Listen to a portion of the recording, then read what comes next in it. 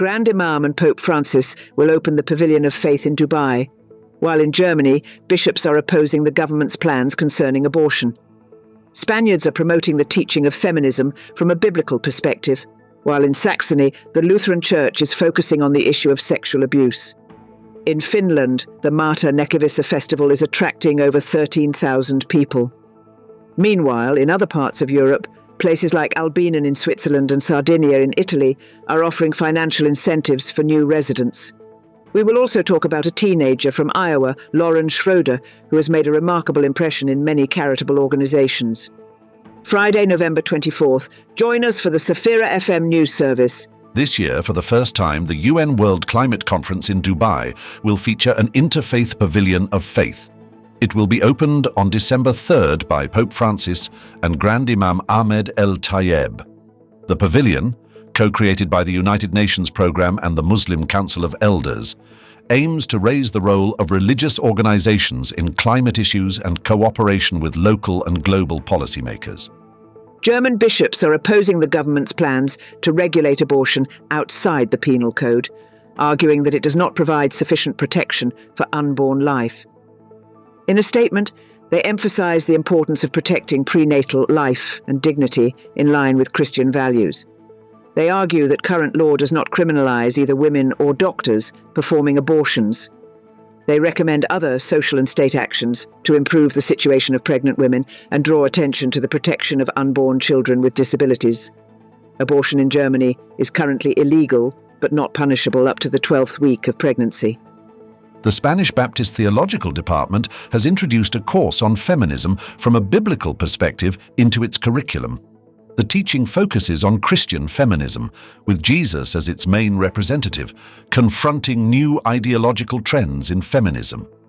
The need to restore the true meaning of the idea, consistent with biblical principles and the message of the gospel, was emphasized. Other Spanish theological centers are also opening the debate on feminism in a biblical context. The Synod of the Evangelical Lutheran Church of Saxony in Dresden discussed the issue of sexual abuse in the church, including for the first time the voices of victims and the results of 2 commissions. Bishop Tobias Bills committed to further work on preventing sexual violence. The Synod took steps to ensure funding for actions against violence. The church's budget for the coming year was adopted, and the bishop's report was accepted. International relations were also discussed in the context of the recent World Federation of Lutherans Assembly in Poland.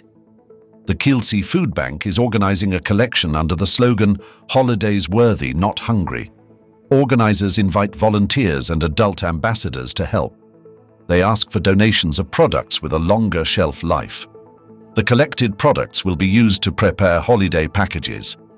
The bank cooperates with 70 organizations and engages about 2,000 volunteers annually. Over 13,000 people participated in the Christian festival Marta Näkivissä in Finland. The festival, inaugurated in 1984, took place at the Gatorade Center. 127 churches participated and nearly 1,000 volunteers worked at the event. The festival program offered live music, workshops and lectures. This year's festival theme was "You Are Not Alone," and next year's event will be under the slogan "You Are Safe." There are 6 places in Europe that encourage relocation by offering financial incentives. In Albinen, a picturesque village in Switzerland, families receive 25,000 francs for adults and 10,000 for children for moving and living there for a minimum of 10 years. In Sardinia, Italian authorities offer up to 15,000 euros for renovating purchased properties. In Presic Acquarica, also in Italy, new residents can expect 30,000 euros for buying a house. Meanwhile, Ireland offers up to 80,000 euros for renovating homes on its islands as part of the Our Living Islands program. A teenager from Iowa, Lauren Schroeder, impressed with her initiative, donating over 3 tons of vegetables from her garden to food banks. She noticed a lack of fresh products during local collections and decided to act.